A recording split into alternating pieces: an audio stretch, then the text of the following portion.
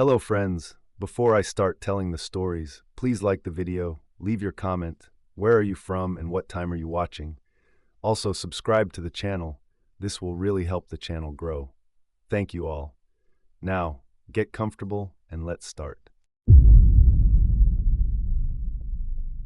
I've been a park ranger for long enough to know the difference between things you hear in the woods and things you shouldn't hear. The forests have their own language, branches snapping, owls calling, the distant groan of shifting ice. You learn to categorize sounds, natural, human, animal, weather. But on the night this happened, something spoke in a category I still don't have a name for. It was mid-December, the kind of cold that sucks the warmth out of your lungs when you breathe. I was hiking a perimeter patrol near Frostline Ridge, a stretch of trail that stays quiet even in summer. In winter, it feels like a museum exhibit, perfectly still, perfectly dead, every sound swallowed as soon as it exists. At 12:47 a.m., my radio emitted a burst of static so sudden I nearly dropped it. Then a voice cut through. My voice. Adam, need help, please. It broke into a squeal of distortion. I froze. I hadn't touched the radio. I hadn't spoken. The voice wasn't similar or close or coincidentally matching. It was identical. Same inflection, same breath pattern, same slight rasp I get when the cold dries my throat. But the tone was strained, like whoever was speaking had been running too long or crying too hard. Dispatch came on immediately. Keller, confirm that wasn't you. No, I said. I didn't transmit anything. Another sharp burst of static cut me off. Then my voice again, louder this time. Adam, listen, don't come. It stopped mid-word, swallowed by a rush of white noise like wind blowing directly through the microphone. I stared into the dark tree line. The forest suddenly felt foreign, like I'd stepped somewhere I wasn't meant to be. My breath came out in foggy bursts. Snow gathered on my shoulders while I waited for dispatch. After a few tense seconds, they spoke.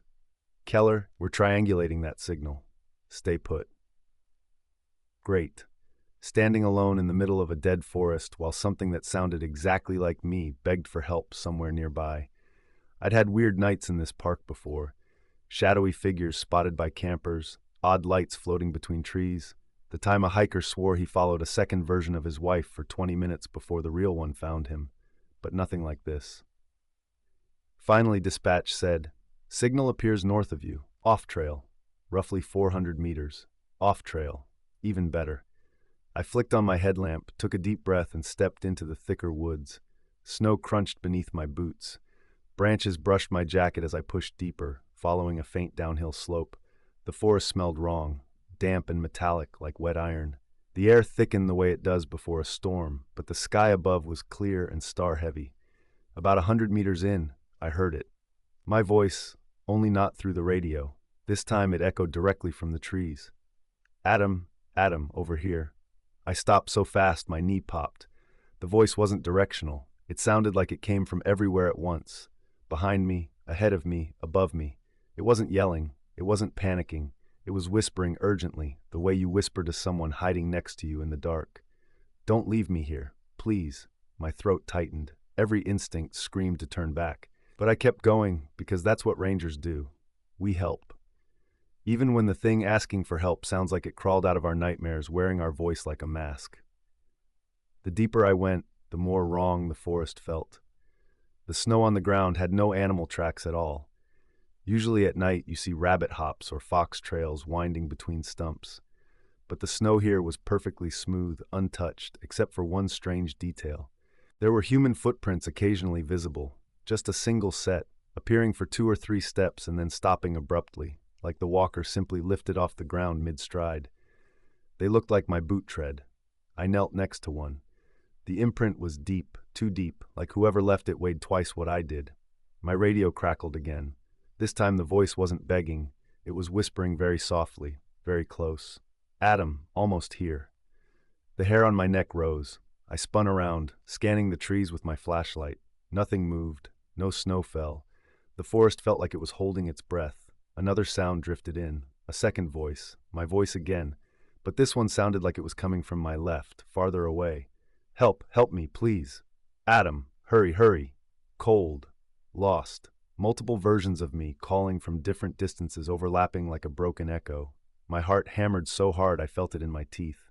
I kept moving because I didn't know what else to do. The forest around me dipped into a shallow ravine. The air temperature dropped sharply. Unnatural cold, needle-stabbing cold. My flashlight dimmed for a second, like the batteries dipped under a sudden load. At the bottom of the ravine I saw it.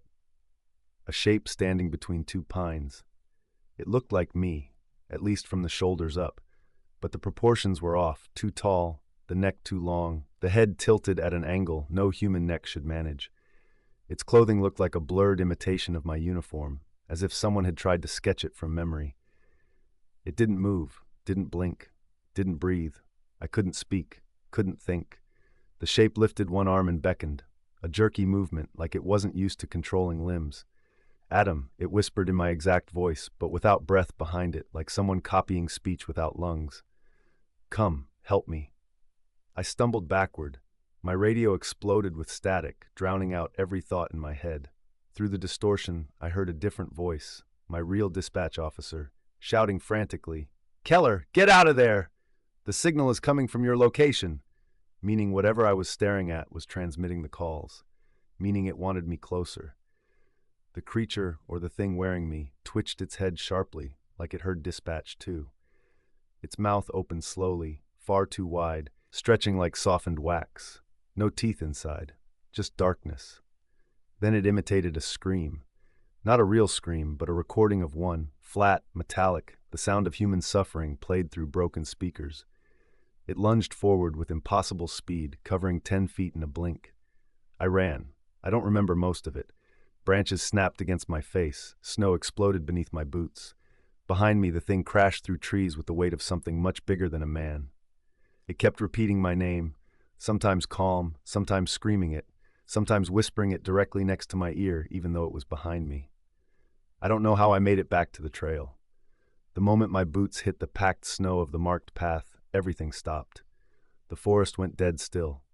No footsteps followed. No voice mocked me. No branches moved. Just silence. I didn't slow down until I reached the station. 2 rangers met me outside and said I looked like I'd seen a ghost. I didn't correct them. A ghost would have been a comfort compared to what chased me. When we checked the radio logs, every transmission from me was there, clear as day. Perfect copies of my voice, but warped slightly, like something didn't understand how fear was supposed to sound. They ran an equipment check. Everything was functioning. No recordings existed of my voice anywhere in the system. For the next few nights, I barely slept. Every time I closed my eyes, I heard it whisper. 2 weeks later, a new ranger, fresh out of academy, told me something disturbing. He was on evening patrol near Frostline Ridge when he heard a voice calling for help, very faint, drifting between the trees. He said it sounded like someone trying to imitate a man, but getting the pitch wrong. I asked him what the voice was saying. He hesitated, then answered. It kept saying, "Adam, come back. You left me here." I wish I could tell you I never went near Frostline Ridge again. But the truth is worse. Last week, on my night shift, my radio crackled and played a recording of me breathing. Not talking, just breathing. But it wasn't my current breathing. It was breathing from that night I ran, panicked, gasping, snow crunching under my boots. Something out there is still replaying it, still learning me, still waiting. And every night, the voice gets a little closer to perfect, a little more human, a little more like it's ready to speak again. My name is Luke Hale, and I work as a ranger at Silver Pine National Park. People think this job is peaceful. Mountain air, quiet trails, sunsets over pine valleys. And yeah, sometimes it is. But there are nights out here that feel wrong, like the whole forest is leaning in to listen to you breathe. Nights where you hear footsteps behind you and fresh snow when you haven't taken a step. Nights that remind you humans weren't the first things to walk these woods. This story starts with a campsite, Site 37. The rangers call it the Reset Site. Visitors don't know the nickname. Only staff do. And we don't talk about it with the new recruits until we're sure they'll stick around. Most don't. Most leave after one winter shift. Anyway, Site 37 isn't special to look at. Just a fire ring, 2 wooden posts, and a flat patch of dirt between a cluster of pines. If you hike past it in daylight, you'd never think twice. But if you patrol the area after midnight, you start to notice things that don't make sense. The first time I ever encountered it, I had been working at the park for only 6 months. It was early November, the kind of night where the fog gets stuck between the trees and makes your flashlight beam feel solid. I was doing a routine sweep when I spotted a glow up ahead through the fog, orange, flickering. A fire. At a campsite marked vacant. Visitors had checked out that morning, and no new campers were scheduled for that week. I radioed dispatch to double-check. They confirmed it. No one should be there, Hale. Perfect. Either squatters or drunk hikers. I walked toward the glow, crunching through dead leaves. The campsite was perfectly set up, tent pitched, fire lit, camping stove out, 2 sleeping bags side by side inside the tent, a backpack propped against a tree, even a pair of boots neatly placed next to a log like someone had just stepped out of them. But no people. That was the part that immediately put a knot in my stomach. You don't leave a fire unattended. You don't leave boots next to a burning stove on uneven ground. You don't leave a tent completely unzipped at night unless you want raccoons or something worse crawling inside. Dispatch, Site 37 is fully occupied, I said. No campers present. Looks abandoned. Copy. Any signs of hikers nearby? No. While I waited for instructions, I crouched near the nearest backpack. It was zipped closed. The outside looked damp, like it had been sitting in dew for hours. I unzipped the top pocket. Inside were 3 things: a dead phone, a wallet, and a park map dated 1998. That was the first detail that made the hair rise on my neck. The wallet belonged to a man named David C. Larson. I recognized the name only because I had skimmed our park's long-term missing persons binder during orientation. The man and his girlfriend had disappeared 25 years ago. Their abandoned campsite was the stuff of local campfire stories. People said the forest swallowed them, but their gear had all been removed years ago by search teams. Nothing was ever recovered except a torn hiking jacket. I stepped away from the pack and scanned the clearing. The fire wasn't new. It looked like it had been burning for hours, but the wood under it was fresh. The logs weren't from our park supply. I could tell by the cut. Someone had chopped these recently. Dispatch, I said slowly. This looks like an active camp, but the personal items here are from a missing persons case from the 90s. What? Are you sure? Yes. A long silence passed over the radio. Then, extinguish the fire and pack everything for evidence. We'll send backup. I doused the fire. As the steam rose, the temperature dropped sharply, like the warmth from the flames had been the only thing keeping the cold back. Then I started breaking down the tent, and that's when I saw it. Another pair of footprints in the dirt, bare footprints, narrow, small, like a woman's size 6. They led from the tent, around the fire pit, and stopped on the far edge of the campsite like she'd walked into thin air. No prints leading away, no drag marks, no second set, just gone. I felt watched, not from one direction, but from everywhere at once, like hundreds of eyes blinked open in the trees. The fog made the branches look like hands reaching in. I packed the evidence, hiked out fast, and didn't look back.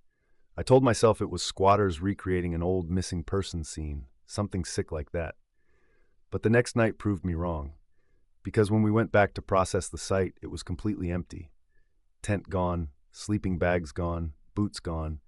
Even the disturbed dirt where I had knelt was smooth again, like the forest erased everything.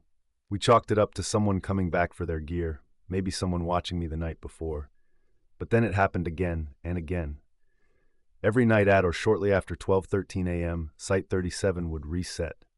We'd clear it during the day. At night, it would be fully set up again. Different items, different era, different brands, sometimes old, sometimes modern, but always a tent, 2 sleeping bags, a lit fire, a backpack with personal belongings, and never a person. Over the next 3 years, I logged more than 40 resets. Sometimes the gear belonged to real missing hikers. We'd find wallets from people who'd vanished a decade earlier, phones dead for years, a sweatshirt with blood dried stiff on it. Sometimes the items weren't tied to any case at all. Random objects, a child's plush rabbit with one eye missing, a scrapbook of family photos where the faces were blurred beyond recognition, a compass that spun constantly even when placed on the ground, and the footprints. Always footprints that ended abruptly as if the owners were swallowed mid-step. We tried placing cameras. They always malfunctioned between 12 and 12:20 a.m. We tried leaving rangers hidden nearby. Twice they heard whispering from the tent when no people were inside. One ranger quit after his name was whispered back to him from an empty tent wall. And every time we tried to stake out the site, whatever force created the resets didn't show. It only manifested when no one was watching. Until last winter. That was the night I learned what really happens at Site 37. Snow was knee-deep. I was alone on patrol. The moon was bright enough to paint the snow silver. As I approached the ridge leading to Site 37, I saw the glow. A fire. Normal. Expected. But as I stepped closer, something was different. The gear this time looked untouched, brand new. A modern tent, crisp sleeping bags, a stainless steel thermos still steaming. I checked the backpack. My heart dropped. Inside was my spare jacket, my old winter gloves, a photo of me and my sister from 2015, my handwriting on the back. This was my gear, but I had never camped here. Never. I unzipped the tent. 2 sleeping bags lay side by side, both partially unzipped like people had just crawled out. One of the bags was my brand, same faded stitching on the corner. Something moved behind me. Not footsteps, not breathing, just movement. Like the whole air shifted. I turned. The fire flickered low, and then flared upward, unnaturally bright, as if someone invisible breathed into it. Then a voice whispered from inside the flames, "Come back." I stumbled away, slipping on snow. The fire pulsed again. Another whisper, this time a woman's voice. "Come back to us." I knew that voice. It was my ex-girlfriend, the one who died in a car accident 6 years ago. My lungs froze, my vision went white with cold panic. Then multiple voices layered together, men, women, children, as if dozens of mouths spoke at once. "Stay, stay, stay with us." The tent walls bulged outward as if hands pressed from the inside. Footprints appeared in the snow, my boot prints, materializing one by one, walking toward me even though I wasn't moving. The fire roared higher, becoming a column of twisting orange shapes, faces, limbs, outlines of the missing. And then I saw them, 2 silhouettes standing inside the flames, motionless, watching me, one tall, one short, the couple from the 1998 missing case. Their faces were blank and smooth like clay before features are carved in, but their heads tilted toward me in the exact same motion, slow and synchronized. Through the radio static of the fire, I heard their whisper, "It's your turn." I ran. I didn't stop until I reached the station. I didn't sleep for 2 days. When I finally returned to Site 37 with backup, everything was gone. No prints, no tent, no fire pit ashes, no sign of anything, just immaculate snow and a silence so deep it felt angry. The chief ranger pulled me aside later. His face was grim.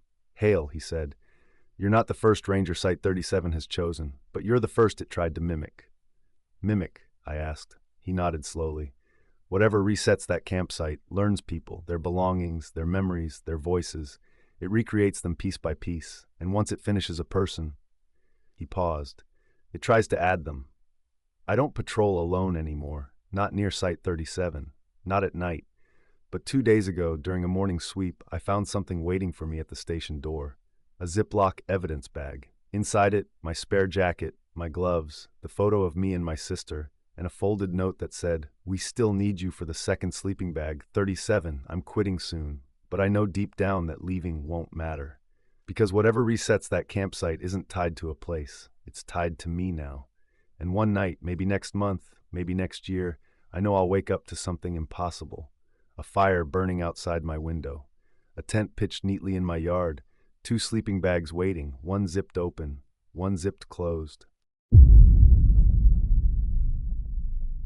My name is Eric Soto, and I've been a park ranger at Blackwater Lake for 8 years. The lake got its name from the way it looks at night, dark, still, reflective like obsidian. Locals say the water never freezes completely, even in brutal winters. Scientists blame microcurrents and thermal pockets. Old-timers blame whatever lives under it. I used to laugh at that, but not anymore. This started during my winter night shift last year, the coldest night we'd had in a decade. The lake was supposed to be shut down for the season, but the park doesn't close, so one ranger always does a perimeter sweep. That night, it was me. It was around 1:45 a.m., the temperature a bone-shattering 22 degrees Celsius. The air was so cold it sparkled around my headlamp beam. My boots crunched through the snow as I walked past the boathouse and onto the dock. Everything was normal until my radio crackled loudly, making me jolt. Through the static, dispatch's half-asleep voice said, "Soto, we got a report of someone on the lake." I stared at the empty white sheet of snow covering the frozen water. "Who reported that?" I asked. "Anonymous caller. Said they saw a man standing on the lake by the center marker." I raised an eyebrow. That would be insane. The lake ice was unpredictable, too thin in some places, deceptively thick in others. But protocol is protocol. "I'm heading there now," I said. The lake stretched wide and flat, the surface smooth except where wind had pushed dry snow into swirling patterns. My breath fogged up my face mask as I walked along the shoreline path, scanning the ice. At first I saw nothing. Then, about 3 minutes later, I froze. Someone was standing on the lake, a dark figure, completely still. He was far, maybe 200 yards out, but the silhouette was unmistakable. A man, tall, thin, facing the tree line on the opposite shore. I lifted my binoculars. When I focused the lenses, something cold twisted in my stomach. The man was barefoot, in 22 degrees weather, bare skin on the ice. He wore light clothing, thin pants, a pale shirt, and his arms hung at his sides like he had no concept of cold. But the worst part, he wasn't facing the tree line. He was facing me, right at me. I lowered the binoculars so fast they smacked my chest. My pulse thundered in my ears. When I raised them again, he was still staring, not moving, not blinking, not shivering, just standing perfectly, eerily still. "Dispatch," I whispered. "I see him." "Is he responsive?" "No, not so far." "Approach with caution." "Great. Approach the frozen lake and go talk to the barefoot corpse-looking guy staring bullets at me." "Perfect." I stepped onto the ice. A familiar crack sounded beneath my boot. Not enough to fall through, but enough to make my spine arc straight. The man still didn't react. I walked a slow, careful path, shining my flashlight toward him. My light caught the faint glitter of frost forming on his skin, but he didn't flinch. At about halfway across the lake, I stopped again and lifted my binoculars.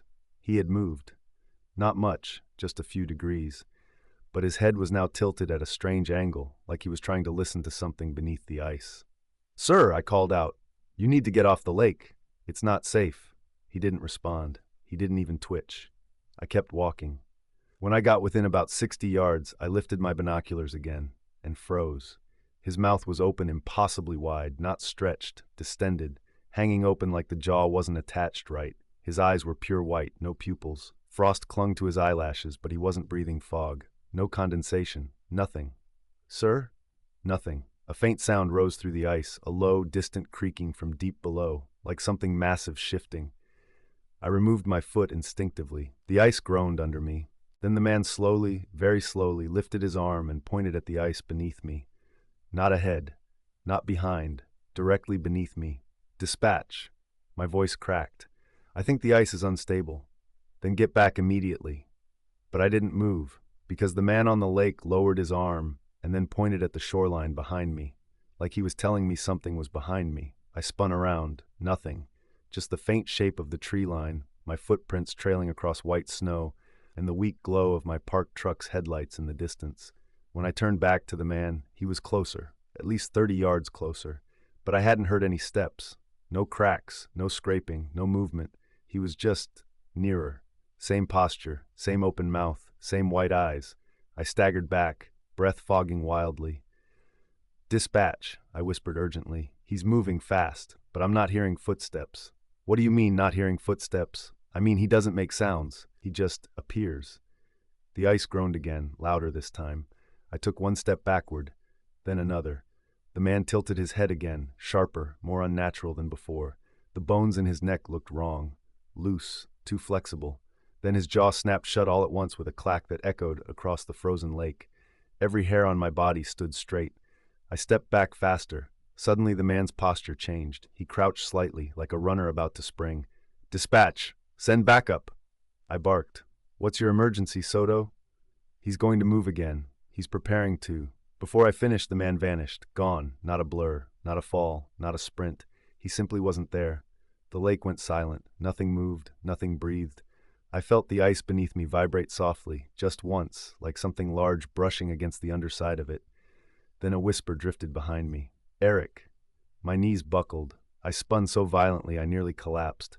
The man was standing 3 feet behind me, directly behind me, barefoot, frostbitten, face inches from mine. His skin had turned bluish gray. His mouth hung open again, but no breath came from it. His eyes rolled slightly in their sockets, as if something behind them was trying to see through them. I couldn't scream, couldn't speak, could barely inhale. Every instinct told me to run, but running on ice is suicide. My brain screamed for me to stay calm. Slowly, very slowly, I stepped backward again, trying to keep distance without falling. He matched every movement, without moving his feet. He slid, like gravity didn't apply to him. Every time I blinked, he got closer, inches at a time. His skin made no sound against the ice. His clothes didn't rustle, his joints didn't crack. He moved like an idea, not a person. Then he leaned in, his lips cracked open, and he whispered again, but the voice wasn't his voice, it was my voice. Eric, the same tone I use when testing my radio, the same pitch, the same breath, like he had learned it. I panicked. I turned and ran full speed toward the shoreline. The ice screamed and groaned beneath me, cracking in thin spiderweb lines. I slipped, caught myself, and kept running. Behind me, silence. Not pursuit, not footsteps, nothing. And that scared me more than anything, because if he was chasing me, I would have heard something. But I heard nothing. When I neared the shore, I leaped onto snow-covered ground. My legs almost gave out from exhaustion and terror. I turned to look back. The lake was empty, completely empty. Not a footprint, not a crack, not a trace of anyone standing there, just a smooth sheet of white. I radioed backup. They arrived 20 minutes later and scanned the whole lake with spotlights. Nothing. A week passed. Then 2. Then 3. I tried to tell myself I hallucinated. Lack of sleep, hypothermia symptoms. Maybe I imagined him. But then the calls started coming in. Visitors reporting a man standing on the lake at 2 a.m., barefoot, staring, mouth wide, not responding when called. Each report described him exactly the same way. One couple saw him tilt his head like he was listening to something that wasn't there. A teenage photographer caught a blurry, long-exposure shot of a tall figure with a stretched jaw and completely white eyes. A seasoned ice fisherman swore the man pointed directly beneath him just before the ice cracked near his hole. But the worst incident happened 2 months later. My partner, Ranger Melissa Ward, was on solo patrol when she radioed me whispering, "Eric, there's someone on the lake."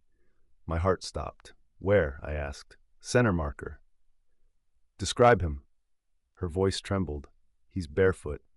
Everything inside me turned to ice. "Melissa, listen to me. Don't approach."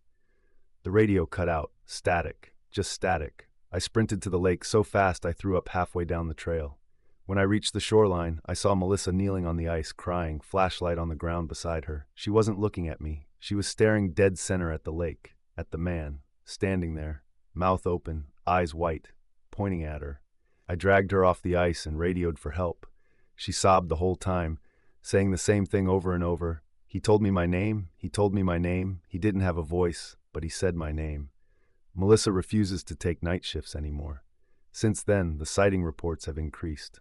Last week we found something new. Footprints on the lake. Bare footprints. Leading from the center, straight toward the ranger station. They stopped 10 feet from the door. 10 feet. Then vanished. No prints going back, no melting, just gone. Last night I stepped outside at 2-3 a.m. for a smoke. Across the parking lot, just past the light's edge, I saw the lake, still and quiet. Then something moved at the shoreline. A tall, thin silhouette, barefoot, standing half on snow, half on ice, watching me. I didn't blink, didn't breathe, didn't move. And in the dead silence, I heard my own voice whisper back to me from the dark, "Eric, the ice is getting thinner." And I swear to God, the lake answered back. My name is Daniel Price, and I've worked as a ranger at Red Hollow National Preserve for 11 years. I've seen my share of strange things out here. Lights that flicker between trees like fireflies on steroids, animals that go silent all at once, old logging roads that appear and disappear with the fog. But nothing has ever come close to what I found on Trail Cam 16 last fall. It started with a routine request from the Wildlife Department. They needed us to pull SD cards from the trail cameras before the weekend storm. We have 32 cameras scattered across the preserve, each one strapped to a tree facing a game trail or river crossing.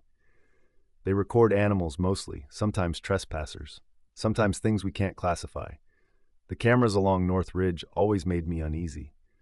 That part of the forest is older, darker, quieter, colder than the rest. It feels wrong in ways that don't make sense. I swear the temperature drops 10 degrees the moment you cross into that part of the woods. Trail Cam 16 was deep in the ridge. I hiked there around sunset. The forest was dead silent, not a single bird call. Even my radio had intermittent static, which was uncommon for that area. I chalked it up to the coming storm. When I found Cam 16, I noticed something odd right away. The camera had been turned slightly off angle, pointing just a little more toward the trail than before. It wasn't a huge difference, but enough that the camera was no longer parallel with the tree. Someone had touched it. Probably a bear, maybe a hiker. I unlatched the case, popped the SD card, replaced it with a new one, and headed back before the storm dropped more than leaves. Nothing felt wrong yet. That came later. Back at the station, I uploaded the card to the computer in the office. My buddy Harris grabbed coffee and leaned against the desk while I scrubbed through footage. It was the usual stuff. Deer, raccoons, squirrels, one mountain lion strolling by at 3:41 a.m. Harris cracked a joke about it being the only cougar he'd seen in months. I fast-forwarded to the final night the camera recorded, 2 days earlier. At 1:17 a.m., the footage changed. A human figure stepped into the frame, a ranger uniform. My uniform. Same jacket, same boots. Same radio. Even the same patched rip on the left sleeve I'd gotten when I snagged it on barbed wire 2 months ago. "Hey, look at that," Harris said, sipping his coffee. "You went night hiking without telling me." I froze. "It wasn't me," I said. Harris raised an eyebrow. "You sure?" "Positive. I was home that night." We leaned closer to the monitor. The figure didn't look fully right. The proportions were slightly off. The arms seemed a bit too long, the shoulders too narrow. The head tilted in a weird, unnatural angle, like it didn't understand how necks were supposed to work. But what really made the hair lift on my arms was the way it moved. No weight, no shift. It glided, like each step wasn't actually making contact with the ground. Then the figure stopped directly in front of the trail cam. It stared into the lens. Not just stared, leaned forward slowly, as if studying the camera. Its face was obscured in darkness, but as it drew closer, we saw details. Its skin was too smooth, its eyes were too wide, and its mouth was slightly open, but not breathing. "Jesus," Harris whispered.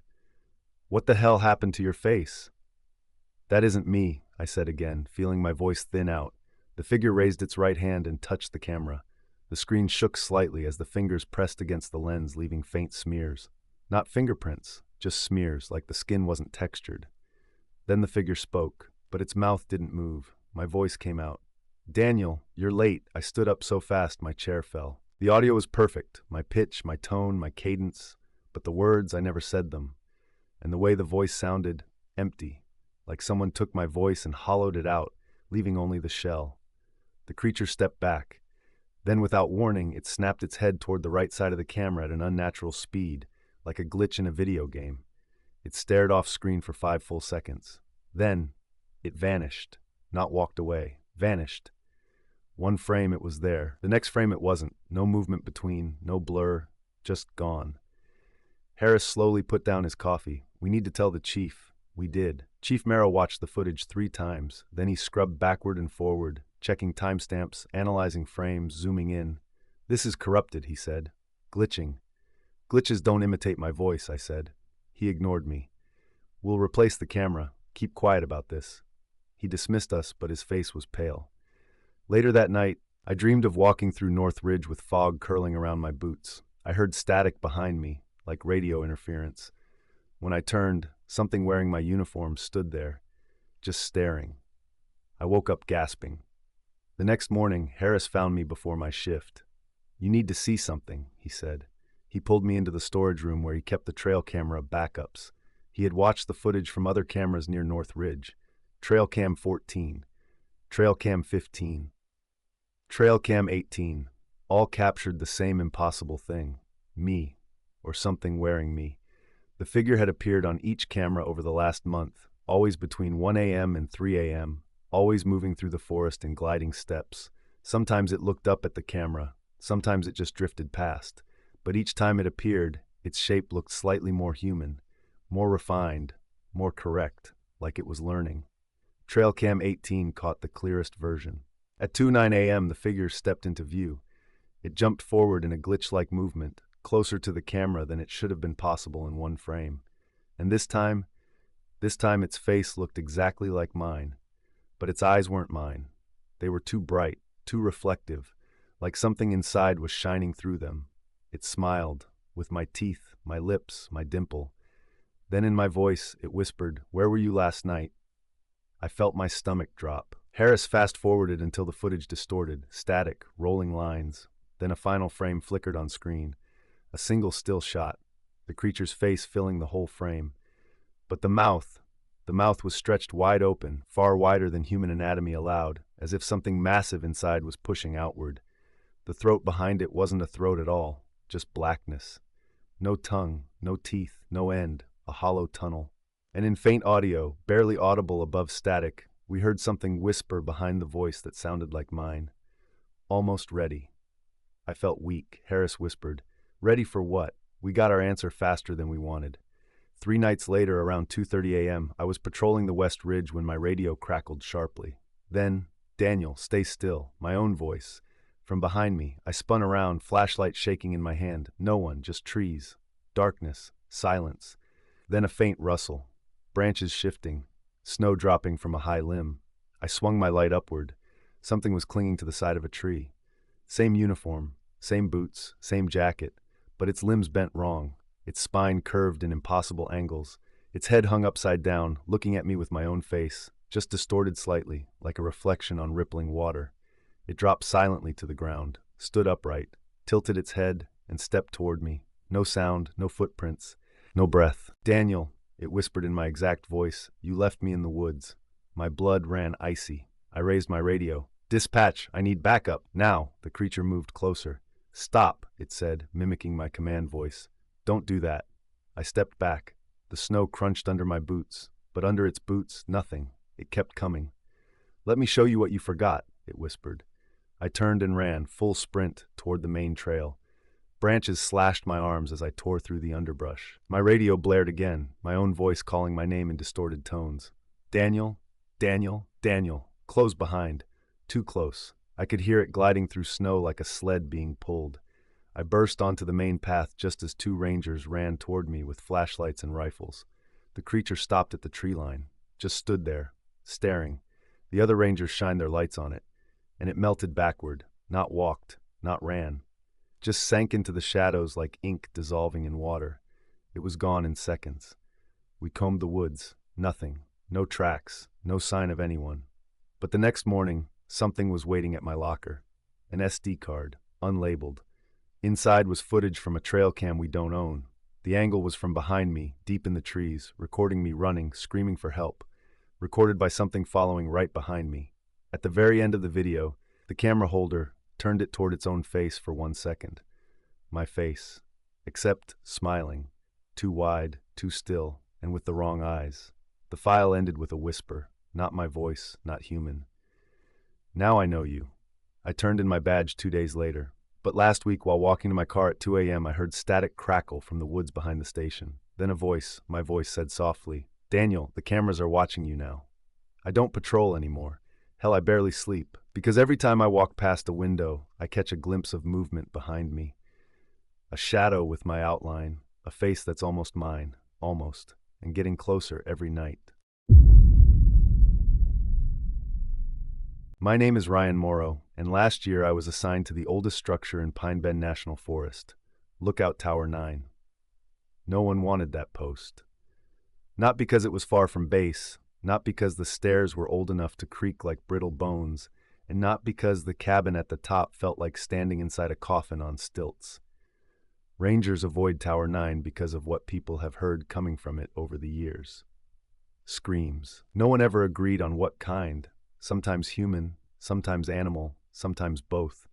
The official explanation was warped wood or temperature shifts causing structural noises. But you can't confuse raw, panicked screaming with wood expanding. I didn't believe the stories when I started. I figured fear spreads fast in isolation, like mold in damp cabins. But after my first night in Tower 9, I knew something was wrong with that place. Something old, something hungry. My shift started at 5 p.m. in late October. Sun dipped early. Nights were pitch black. I took the ranger truck up the fire road until it ended, then hiked the switchback path to the tower. The structure loomed above me, its silhouette a jagged shape against the sky, thin metal legs stabbing into the ground, wooden cabin perched at the top like a nest abandoned by a giant bird. The wind made the whole thing groan steadily. As I climbed the 160 steps, my flashlight beam wobbled across graffiti carved into the beams. Don't listen. No one was here. Cover your ears. Rangers vandalizing the tower wasn't unheard of. Boredom does weird things to people. But these carvings looked old, weathered, scratched deep as if carved in panic. I reached the cabin. The inside was bare except for a cot, a desk, a propane heater, a radio, and 4 panoramic windows overlooking the forest. The place smelled like stale paper and cold dust. My job was simple. Scan for smoke, report lightning strikes, stay awake. Easy. Around 11 p.m., fog rolled in, thick enough to smother the trees below. It was like the world beneath me evaporated, leaving only the tower above a sea of swirling white. I made coffee, zipped my jacket, and settled in for a long, quiet night.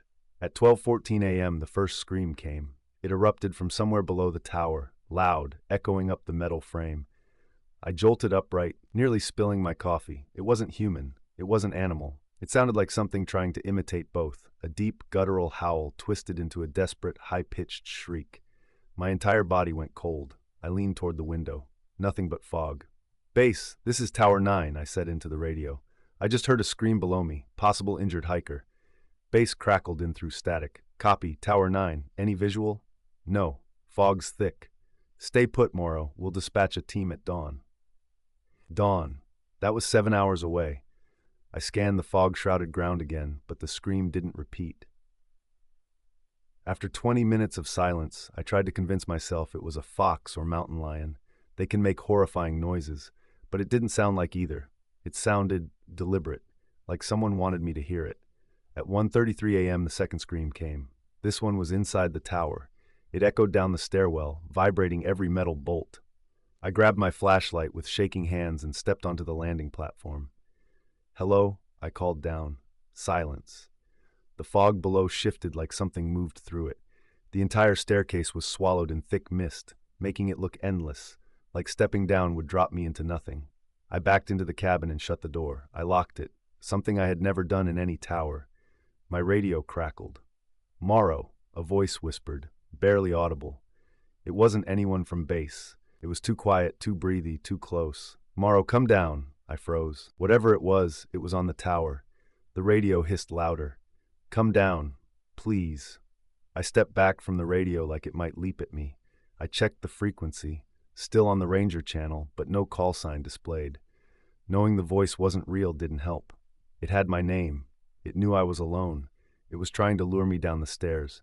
I switched off the radio. The moment I did, something slammed against the underside of the tower, hard. The whole structure shuddered. Dust fell from the ceiling. My heartbeat thundered in my ears. Something was climbing. I heard metal scraping, a weight shifting, steps climbing slowly, carefully up the stairs. A soft dragging sound followed each step, like something long and wet draped behind it. I aimed my flashlight at the door. The footsteps stopped directly below me. Then a soft knock sounded, 3 slow taps. Then a whisper, "Let me in, it's cold." The voice wasn't human. I couldn't describe what was wrong with it, but it felt like it was trying too hard, too careful with vowels, too drawn out in the wrong places, as if studying human speech without quite understanding it. I didn't move. The thing on the stairs did. It walked up another step, and another. Each one creaked under the weight, slow, intentional. When it reached the top platform, its shadow spilled under the doorframe, distorted, impossibly tall, bending wrong. The doorknob jiggled. I stumbled backward until I hit the desk. My flashlight flickered wildly. The creature whispered again, but this time, it used my voice. "Ryan, open the door." Hearing myself speak from the other side of the door made something inside me snap. I grabbed the heater and shoved it against the door, bracing it. The footsteps paused. Then, the tower began to shake again.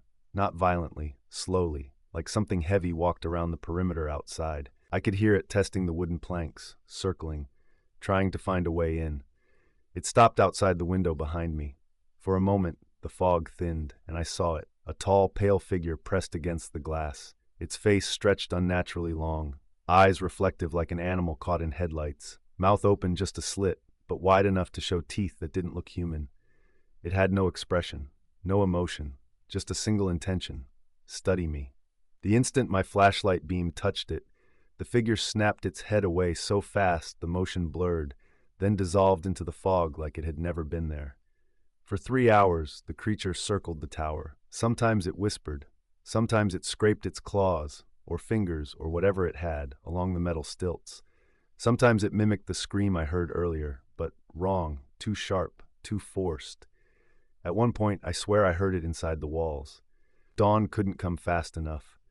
When the sun finally rose, the fog thinned. The scraping stopped, the footsteps faded, and then, like melting into the morning light, it was gone.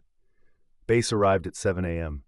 They found me sitting on the floor of the cabin, holding an empty flashlight like a weapon. I told them what happened. They exchanged looks. Finally, Ranger Dalton sighed and said, "Tower 9 shouldn't be used anymore. Not after what happened last time." "Last time?" I asked. Dalton hesitated. "The ranger before you heard screaming too, for months. He reported a figure watching him at night." "What happened to him?" I asked quietly. Dalton looked away. He jumped from the tower. I felt my stomach knot. Base decided to shut Tower 9 down for good. They removed the furniture, closed the fire road, boarded the cabin windows. But 3 nights later, my last week at the station, I heard something outside my bunkhouse window at 2:19 a.m. A low scream, coming from the direction of Tower 9, followed by dragging footsteps. Followed by a whisper, "Ryan, come back." I haven't slept much since, because last night the whisper wasn't outside, it was inside my room, right next to my ear, and it used my voice again. "Let me in, it's cold up in the tower." I know what it wants. It didn't choose the tower, it chose me, and it's learning my voice, my footsteps, my breathing, more perfectly each night. One day soon, that scream from the lookout tower won't be a warning, it'll be a welcome. My name is Mark Atwood, and I've been a ranger at Harlow Ridge for almost a decade. I've dealt with lost hikers, bear encounters, landslides, even a few ghost stories told by old campers. Nothing ever truly rattled me, until last fall. That was when I discovered something wrong with Trail 41, something alive. The first time it happened, I thought I had just made a stupid mistake. Trails curve, trees shift, landmarks look different in different seasons. But what I experienced that night wasn't a shift in perception. It was the trail moving itself. Trail 41 is one of the longest loops in the preserve. It winds through oak groves, over 2 creeks, and across a ridge overlooking the valley. It's beautiful in daylight. Sunlight filters through amber leaves and the whole forest smells like pine and cold earth, but it changes after dark. Sounds carry strangely. You hear branches snapping far from where anything could be. The trees feel too close, as if their trunks lean an inch tighter every hour after sunset. My chief told me once, "Don't patrol Trail 41 alone after midnight." I laughed it off. Everyone assumes rangers are fearless. But the real reason isn't about fear, it's about survival. On September 14th at 11:50 p.m., I went to check a report of off-trail campers. I parked at the trailhead, grabbed my pack, and started along the dirt path. Moonlight cut through the canopy, throwing thin silver lines across the ground. The air smelled sharp and sweet, like winter was creeping in early. The woods were quiet, too quiet. Harlow Ridge always has some kind of sound at night. Owls, coyotes, insects. But that night, the forest felt muffled, like the whole world had been wrapped in cotton. I reached the fork at marker 3. I'd taken this trail hundreds of times. The left path led to the creek loop, the right climbed toward the ridge. I took the right. After walking about 5 minutes, something felt wrong. The trail seemed narrower, the incline steeper, the silence heavier. I checked my GPS. Something was off. The trail on the device showed I was moving south, even though the ridge trail always went north-northeast. I turned around confused. The fork behind me, marker 3, was gone. Just gone. The trail behind me now curved sharply left instead of right. Trees that should have been on my right were suddenly in front of me. A fallen log I used as a landmark wasn't anywhere in sight. I blinked hard, shook my head, and backtracked. 2 minutes later, I came to another fork. 2 paths. I checked my map. Trail 41 has no forks beyond marker 3. I stood there for a long moment. My head felt too light. My hands were sweating despite the cold. Maybe I had taken a wrong turn in the dark. But something about the 2 new paths made my skin crawl. They were too symmetrical, mirroring each other like reflections in a broken mirror. The trees flanking each path leaned inward unnaturally, like they were forming a doorway. I picked the left path. Slowly. The forest seemed to shift around me, so subtly I almost convinced myself it wasn't happening. Branches looked like they repositioned when I wasn't looking. Roots popped out of the dirt where they hadn't been seconds earlier. The air felt thick, heavy, like I was wading through fog even though the air was clear. 5 minutes later, the path ended at a creek that shouldn't exist on this side of the ridge. Okay, I muttered. Okay, this is stupid. I'm turning back. When I turned around, I stopped cold. The path was gone, completely gone. Behind me stretched nothing but thick trees, brambles, sloping forest floor. No dirt path, no flattened leaf trail, no footprints, nothing. Like the path had sucked itself back into the forest the moment I turned my back. My heart hammered against my ribs. My chest tightened. I forced myself to take slow breaths. Panic kills faster than any predator. I marked the nearest tree with my knife, an X, and picked a direction, any direction. I walked until my legs burned. For 20 straight minutes, all I saw was darkness, trunks, branches, roots. The trees seemed to rearrange subtly around me, familiar shapes repeating, like I was moving in circles even though my compass said I was going in a straight line. Then I heard it, a faint whisper, not wind, not animals, a voice. Mark. My blood froze. Someone had spoken my name. Hello, I called out. Who's out there? No answer. Then the whisper again, deeper. Behind me. Over here. I spun, shining my light into the trees. Nothing. My breath came out shaky. Sweat rolled down my collar despite the cold. I kept walking. 10 minutes later, I found a trail again. Not the right trail. The dirt path ahead of me was perfectly straight, too straight, like it had been drawn with a ruler. The trees lining it were evenly spaced, their branches rising in unnatural symmetry. Something was wrong with it. I should have avoided it. But being trapped in pure forest with no direction was worse. I stepped onto the path carefully and immediately felt watched. The moment my boot hit the trail, the woods exhaled, a long, slow creaking sound, like trees stretching after being asleep. The trail behind me sealed shut.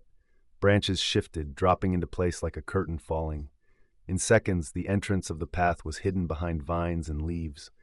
I tried to push through. The branches resisted. Strong, alive. I wasn't getting through. I turned and walked.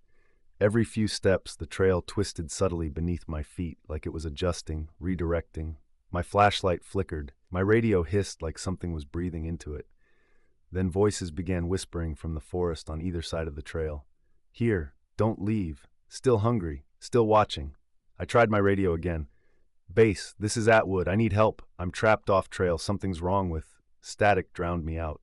Then, my own voice replied over the radio. Keep walking. My stomach dropped. I stopped moving. The whisper from the forest came again, closer, sharper. Walk. Branches overhead rustled like they were leaning in to listen. I took a step. The trail widened slightly, approving. I took another step. The whispers quieted. Suddenly it felt like I had a choice, but not really. Like something in the woods was studying me, waiting to see if I obeyed. Every part of me wanted to run, to jump the trail and sprint blindly into the trees. But something told me the forest would not let me. So I kept walking. My flashlight dimmed. The shadows shifted like moving water. The air grew colder, then warmer, then still. Everything around me seemed to pulse with slow, hungry breaths.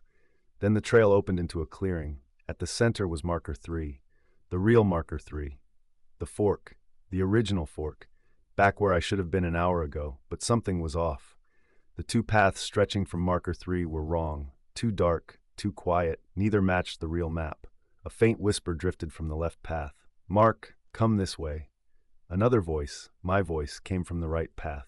No, wrong way. I collapsed to my knees, gripping my hair. My head felt split in half. The voices grew louder, overlapping, echoing through my skull. Here, wrong way, Mark, faster. Come back to us, I screamed and slammed my hands over my ears. Then, something touched my back, a cold, smooth fingertip. I shot to my feet and bolted forward through the center, neither left nor right, straight into the trees.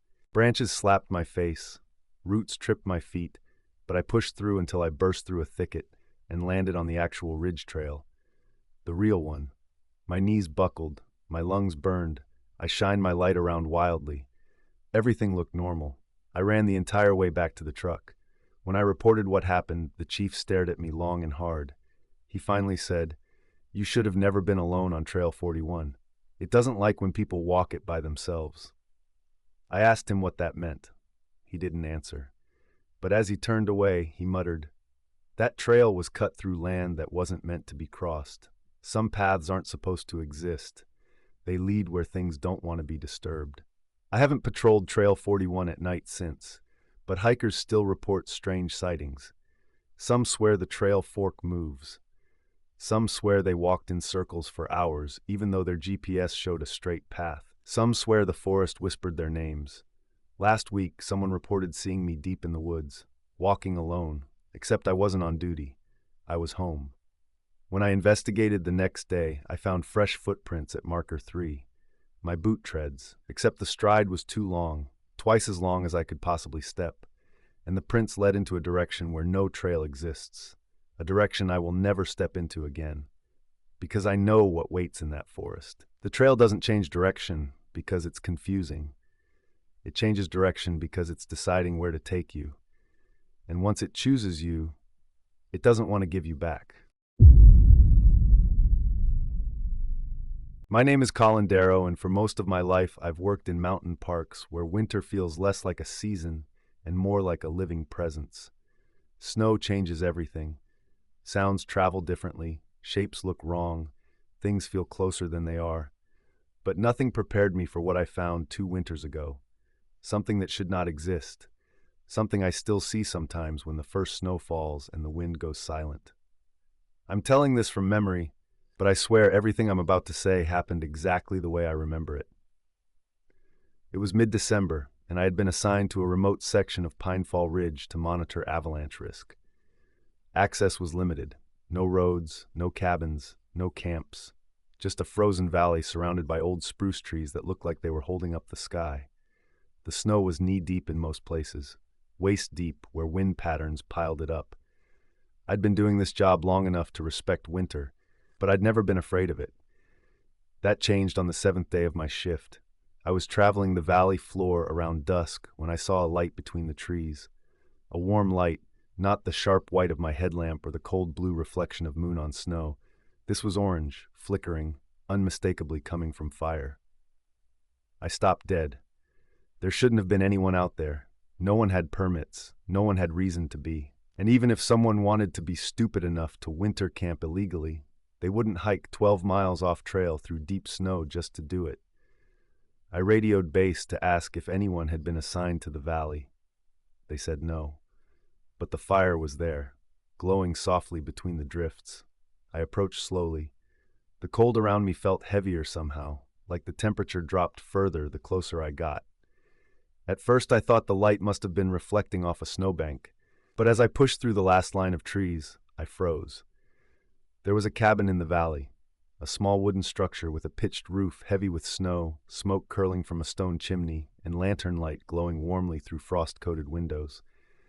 A cabin that absolutely did not exist on any map, survey record, or ranger log. I knew that land like the back of my hand. There was no cabin in that valley, and yet it sat there, perfect, warm, and impossible. I stood in the tree line for a long moment, listening. No wind, no movement, no footstep crunches. Just the low crackle of the fire inside and the distant pop of ice shifting under snow. I approached slowly. The snow around the building looked untouched. No prints, no tracks, nothing to indicate someone had walked to or from it. The door was slightly ajar, letting a ribbon of warm air and wood smoke escape into the freezing wilderness. "Hello?" I called. No answer. I pushed the door open and stepped inside. The warmth hit me instantly. A roaring stone fireplace burned against the far wall. A table sat in the middle of the cabin with 2 chairs on opposite ends. A coat was draped over one, a wool hat on the table, a kettle steaming gently on a cast-iron stove. It looked like someone had just stepped out for a moment. But what unsettled me most was how clean everything was. Dust-free, neat, perfectly arranged. The kind of tidiness that only comes from daily use. Yet there were no footprints anywhere inside, just smooth wooden floors and unmoved snow at the threshold. I called out again. Still nothing. Against every protocol, I stepped in further. A logbook lay open on the table, old, yellowed pages, handwriting faded but still legible. I read the first few lines. December 4th, 1962. The snow came early this year. Too early. I heard them again last night, the knocks on the walls, the voices in the storm. I don't think I'm supposed to be here anymore. My breath fogged in front of me, even in the warmth. I flipped to another page. December 10th. They walk around the cabin at night. No matter how deep the snow, I hear their steps right against the walls. I think they're looking for a way in. I think they're learning how. Further down. December 14th. The storm is howling, but I heard a woman's voice outside calling my name. Calm, clear, close. She's been dead for 30 years. My heart pounded harder with each entry. The last page shook me the most. December 17th. There is someone outside the door. They are knocking softly. They won't stop. I can hear them breathing. I know they aren't alive. I know they aren't human. I don't have much time. The final line was written so hard the pen tore the paper. If you find this cabin, do not stay after dark. The fire made a sharp pop, snapping me out of my trance. I looked toward the door, and that's when I noticed something that made my blood run cold. Snow had begun to fall again. Except it wasn't falling outside. It was drifting down inside the cabin, tiny flakes materializing in the air and landing on the floor near the doorframe. Like the boundary between outside and inside was thinning. Like the cold wasn't staying where it belonged. Something gently tapped against the back wall. Then again, soft, rhythmic, too slow to be wind, too precise to be ice. It sounded like knuckles on wood. I exhaled shakily and took one step backward. The tapping grew louder. Then it moved, shifting along the wall, circling toward the window nearest me. The shadows outside thickened. I could hear something brushing against the wood, something that breathed in long, slow, hungry gulps. Then a voice drifted through the walls, a woman's voice. Calm, clear, close. Colin, open the door. My legs nearly gave out. It knew my name. I never said my name out loud. I hadn't radioed in. I hadn't spoken to anyone since reading the logbook. The voice came again. Please let me in. It's so cold. I backed toward the fireplace. The warmth that had felt comforting minutes earlier now felt suffocating, like I was standing inside the mouth of something breathing. The logs crackled louder, shadows deepened. The tapping became scraping, slow and deliberate, like long fingernails dragging along the wood. Then the doorknob rattled, just once. Soft, testing. I bolted. I sprinted through the cabin, nearly slipping on the snow-dusted floor, and burst into the night. The moment I stepped outside, the warm glow behind me flickered violently. The door slammed shut on its own. I didn't look back. I ran through the trees, stumbling through drifts, heart hammering. The voice followed me, whispering through the pines, sometimes sounding like a woman, sometimes like a child, sometimes like something raw and ragged mimicking speech without understanding it. Come back. Colin, wait. Don't leave us. I didn't stop until I reached the far ridge and the lights of the ranger outpost glimmered through the trees. I filed a report. They told me stress can make the mind play tricks, that exhaustion can cause hallucinations, until spring came. When the snow melted in that valley, several of us hiked out to confirm what I'd seen. But where the cabin should have been, there was nothing. Just old earth, rocks, and patterns in the ground suggesting there hadn't been a structure there for over a century. People brushed it off as misremembered locations or drifting snow shapes. But I know what I saw, and the cabin didn't vanish completely. 3 days ago, the first snow of this winter started to fall. As I left the station, I saw a faint glow deep between the trees. Orange, flickering, coming from the valley. The cabin is back, waiting. And this time, I swear I heard knocking from miles away, soft, rhythmic, patient, like something calling out through the winter, searching for someone who ran from it once. And this year, it knows my name.